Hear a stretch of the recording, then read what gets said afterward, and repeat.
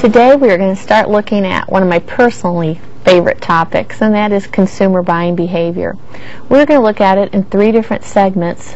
This first one that we're going to talk about today is dealing with how consumers make decisions, the process they actually go through. And I think you'll find it kind of interesting. The other 2 segments are going to be dealing with the influences, the things that affect how you make your decisions. So let's go ahead and get started. Why do we even study consumer buying behavior? What's it all about? I mean, you think you want a product, you go, you buy it, what's the big deal? Well, it's not that simple. We have this mystery, this thing that goes on that we refer to as the consumer black box. What happens is there's some kind of stimuli. Maybe you're hungry, maybe you're driving along and you blow a tire. It could be a stimuli that's induced by marketing, such as you see an advertisement for a product, or something totally unrelated to marketing. But as a result of that stimuli, you make a purchase decision. You decide to go to Walmart and buy 4 new tires that were on sale, a particular brand. Well, how'd you get that? How'd you get from one blown tire to going to Walmart, buying a product on sale and buying 4 tires as opposed to just replacing the one? When you saw that ad for the pizza, how did you go from seeing a pizza ad to driving to Baskin & Robbins and getting an ice cream cone? What we're trying to do is figure out what goes on in between there. How do you make those decisions? And we're going to be looking at it in pretty broad terms, but I just want to give you some fun examples so you understand what we're looking at here. Do you think that colors influence people? The answer to that question is yes, otherwise I wouldn't have asked it. For example, the color that is the most restful, that makes people feel calm and peaceful, is green. Why is that so? I don't know. But it's okay that I don't know. That's what psychology looks at, and that looks over in those kinds of sciences.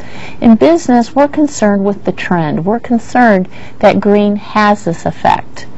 We know that red has a very stimulating effect. In fact, it's so stimulating that you want to be very cautious about how much of it you use. Imagine if you walked into a room with red carpet, red walls, and red furniture. You know, I know you've seen some of those rooms on Trading Spaces and other places like that, but in reality, you'd walk in and go, "Oy, I need out."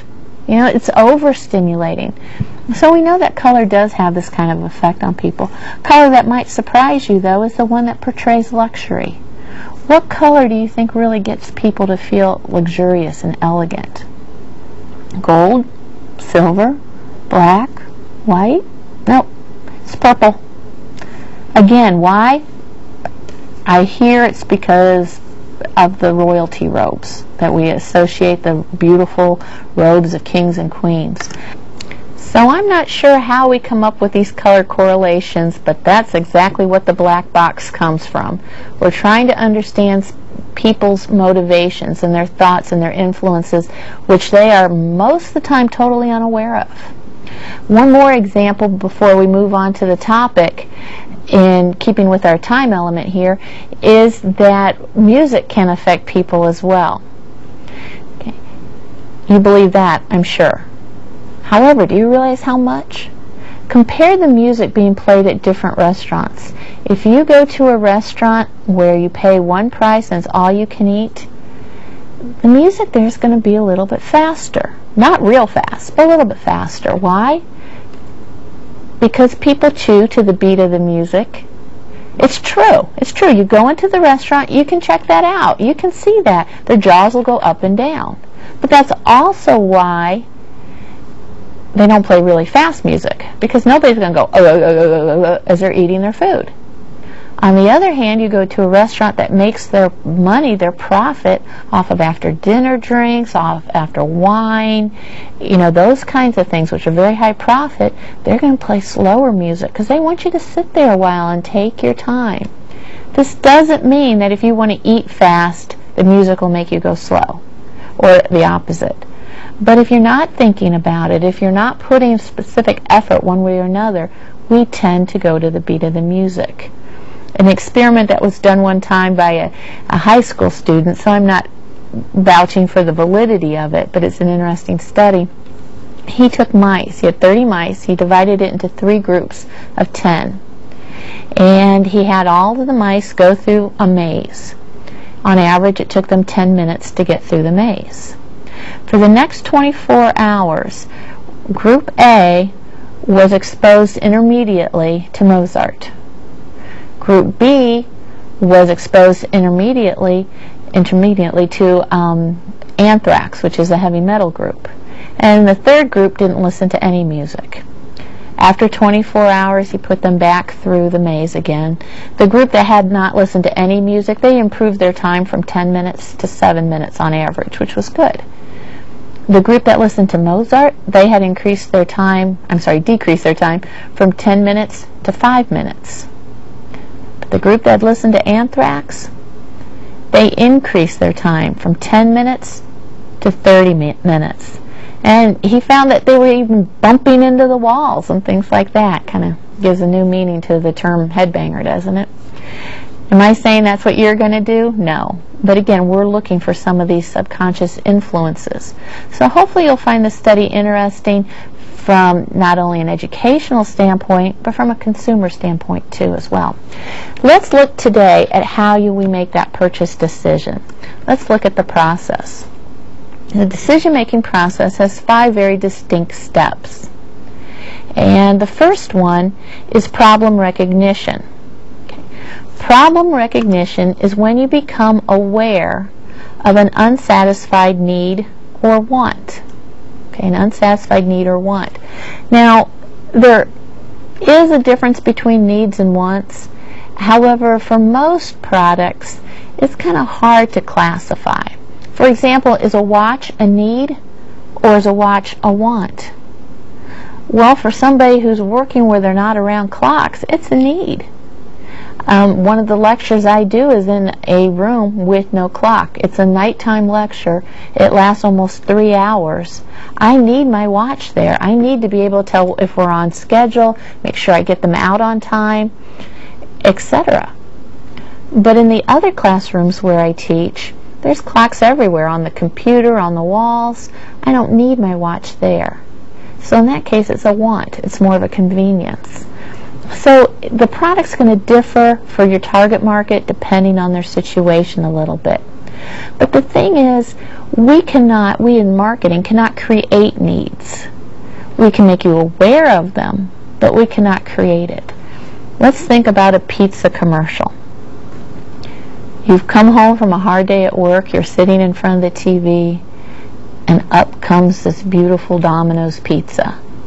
The pepperoni's just sizzling, the cheese is bubbling, you just start to salivate. Oh, this looks so good. You realize that you're hungry.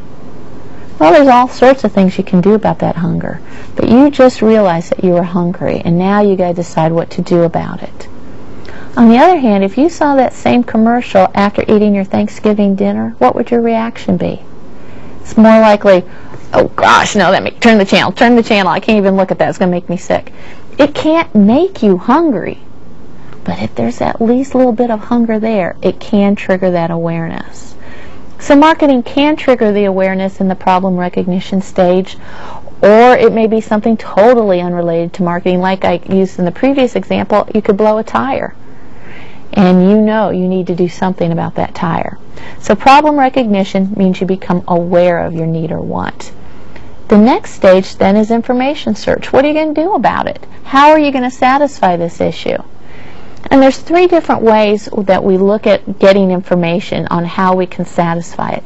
We're always going to do internal information search. That's just natural. We do it without thinking.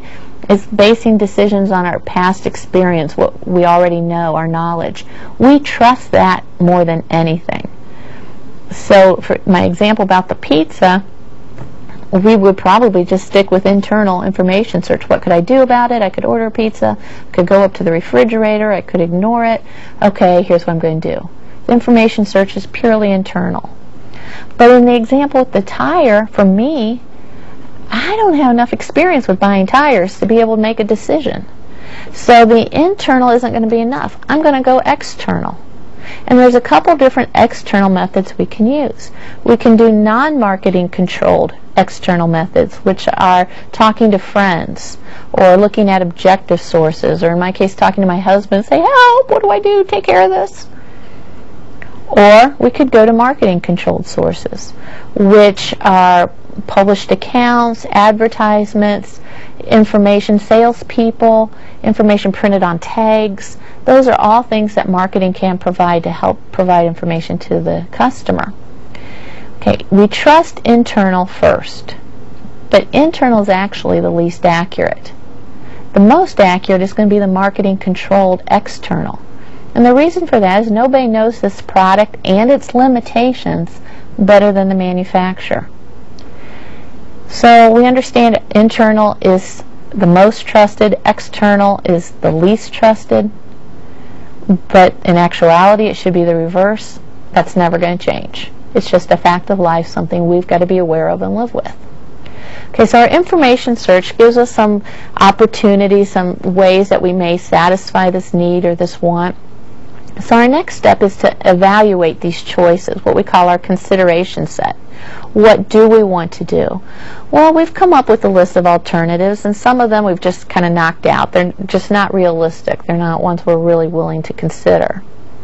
The ones that are left, the ones that are viable options that we're really looking at, are called the consideration set, and we're going to use different evaluation criterion in deciding which of those to use. Let's say you want to buy a soft drink and your normal brand isn't there. Which one are you going to buy? Well, you may say, okay, I want a diet. That's one of your criterion. And I want a non-cola. And I want something on sale. Okay, those are three different criteria that we would apply to the options that we have available to us. Okay, so that takes place in our evaluation of alternatives. Our next step is the product choice. And the product choice many times comes down to heuristics. Now, I don't know if you're familiar with that word. That's one of my favorite words, actually. Heuristics is kind of a rule of thumb. If you have a need for hunger and you've been dieting, then the first thing you're going to do is go drink a big glass of water and see if that takes care of it. That's a great rule of thumb, one I endorse wholeheartedly. I wish I could do it, but for the rest of you, maybe you can't. Maybe you have a little more self-control than I do on that score. The heuristic is, in this situation, this is what I tend to do. The same is true with brand loyalty. If I'm going to go buy a product, I want this brand. This is what I always buy. So the product choice can be definitely influenced by your past experience. But I want to expand on this product choice a little bit. It is not just the choice of the product that happens here, but it is also where you're going to buy the product. Okay, are you going to go to the local grocery store, which is still a couple miles away? Are you going to go to the gas station that has a little mini mart where you know you're going to pay more, but it's just a half a block away? Where are you going to go? And how much are you willing to pay for that? Those are all things that go on in this product choice stage. What's more, the whole process can be interrupted when you get down there. You go through every one of these steps. You get down here and you decide, okay, I'm going to go to Marsh and buy this brand of shampoo. But on the way to Marsh, you find there's a road construction and you can't get through. So you say, okay, I'm not going to wait through this. I'm just going to turn around and go to that mini mart instead. You've restarted the entire decision-making process because of something that happened in the middle of that product choice step. So it can be interrupted and start the whole process over again. Not just there, but any place in the process. Now, the last step in this process is one that you've probably never considered, and this is your post-purchase evaluation. This is something that you do consistently. You do it all the time without being aware that you're doing it. Right now, you're watching this video, this tape of this lecture. You are evaluating it. You're evaluating me. You're evaluating the course. If you're taking notes at the same time, believe it or not, you're evaluating your writing utensil. If you're sitting at home on a chair, on a couch while you're doing it, you're evaluating that. Most of these evaluations are very subconscious. We just know if we're satisfied with it or not. Okay. So that leads us to that word satisfaction. Believe it or not, satisfaction does not mean you're happy about it. Oh boy, my pen, this is a wonderful pen. I love my pen. That's not satisfied. That's weird. Satisfied is when your expectations have been met or exceeded. Then you're satisfied. If you expect your pen to be comfortable and write smoothly, if it does it, you're satisfied. If it starts dripping ink everywhere and leaving little splotches, you're not satisfied. Okay, it's just meeting or exceeding your expectations. That is a very important distinction. Let me give you an example you might be able to relate to. Have you ever had a friend tell you, oh, you gotta go see this movie. It is great. It is the best movie I ever saw. It is so wonderful. And you go to the movie and yeah, it was good, but it wasn't that good. You walk away feeling very dissatisfied. On the other hand, if the same friend had said, you know, if you want to go see this movie, go ahead, but I wouldn't recommend it. It wasn't very good at all. It was kind of a waste of my money. But you go, and it was good. You're very satisfied because your expectations were different. In the first case, your expectations were up here, and what actually happened, the actual performance, was below it, so you were dissatisfied. In the second case, your expectations were down here, but your experience came in at the same level. However, since it's higher than your expectations, you're very satisfied. And again, that's an important distinction because in marketing, we want to make sure we help set realistic expectations. Not only is it ethical, it is good business sense. You don't want to make promises you can't keep. You don't want people to expect things that you can't deliver. Okay, so post-purchase evaluation will determine if people are satisfied or not with their product. That's a key issue because if they're satisfied or if they're not, next time they go through this process, it's going to be part of their internal information search. They'll know if they like that product or not. Okay, now you may be thinking, this sounds familiar, and yeah, I've gone through it when I bought a house, when I bought a car, but when I go out to buy batteries, I don't go through this. Well, there is a reason for that, and that is that there are different types of decisions you make because your level of involvement changes. So what we're going to look at now are those different types of decisions and how your level of involvement changes. Hopefully what you see on the right side of your screen there looks familiar to you since we just spent 20 minutes talking about it. It is the decision-making process. If you have what we call a habitual problem-solving decision to make, this is a situation where you're buying a product over and over. You typically buy the same brand. You don't put a lot of thought into it. You need this product, you go buy it. Okay? That's habitual. For a lot of you, your soft drinks would fall into there. A lot of your personal care items, shampoo, soaps, toothpaste, etc. would fall into that. In that case, what you're doing is you're still going through this decision-making process. Problem recognition means you're out, you need the product, you're thirsty, whatever it may be. Your information search is going to be just internal. Okay, and it's going to be very quick because you know what you get and you know what you want. Your evaluation of alternatives, you'll be skipping. Okay, unless there's something that catches your eye that interrupts the process, you'll probably skip that. But then you'll go down to the purchase and your post-purchase evaluation. But what happens if you're buying your Coke? You're a Coke addict. Ooh, that sounded wrong. Let's make it Pepsi. Okay, you're a Pepsi addict. You're coming through here, problem recognition, you're thirsty. You know you want it. You go to get your Pepsi. You know what? There isn't any on the shelf. The store is out. Oh no, what are you going to do? Well, your habitual problem solving has just become a limited problem solving. And with a limited problem solving decision, you will go through each of these steps. You're not going to spend a lot of time or a lot of effort on it, but you will go through each of these. So in this case, you find out you're out of the product. So you start seeing what else is around. I gave you some examples before where you might be looking for diet soda, etc.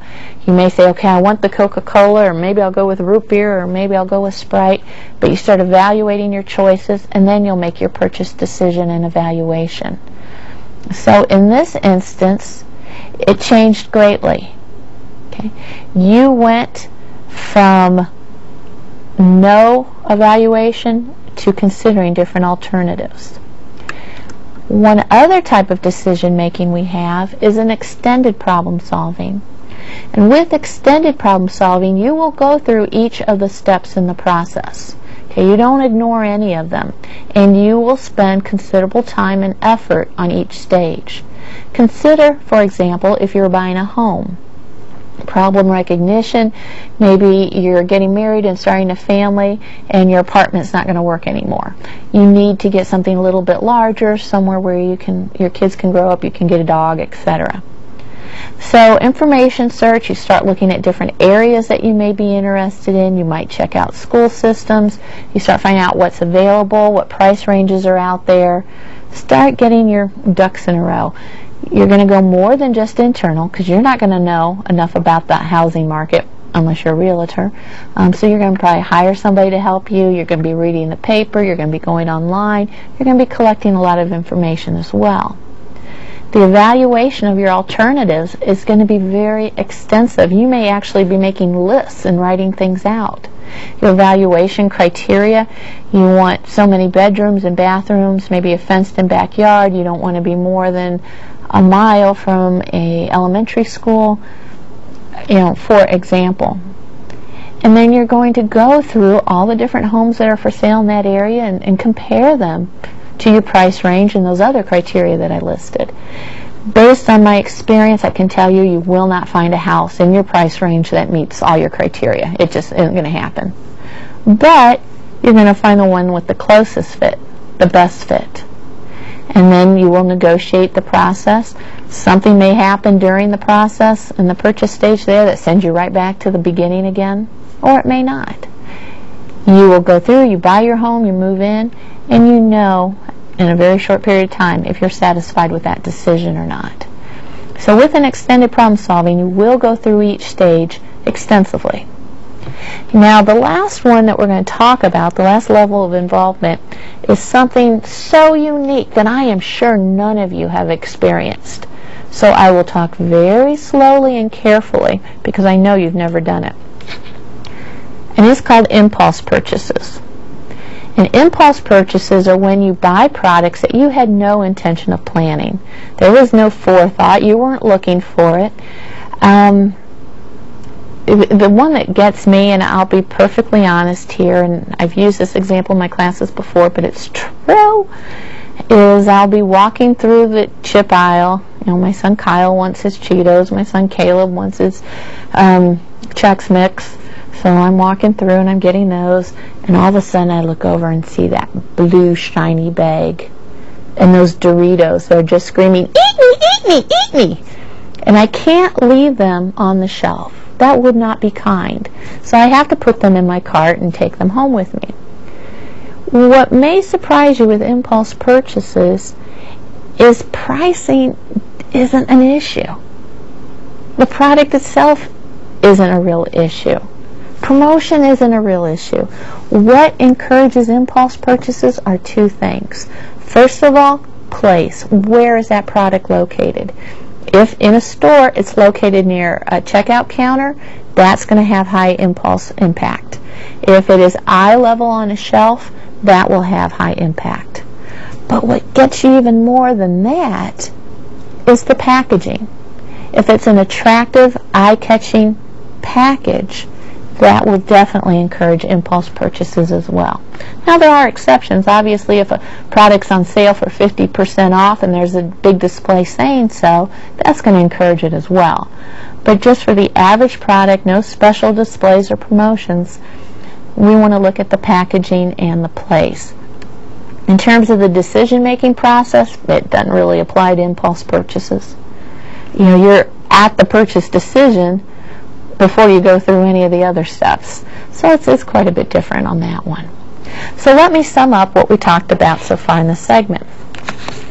Before we can develop a strategy for satisfying our target market, we need to understand how they make their decision.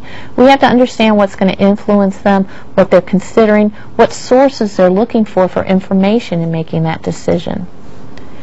And we have to recognize that this decision is going to differ greatly depending on the type of decision they're making or how much they have invested in that product. If it's an expensive product, hence a extended problem-solving purchase, it's going to differ, and we have to design our strategy according to that. I'll see you next time.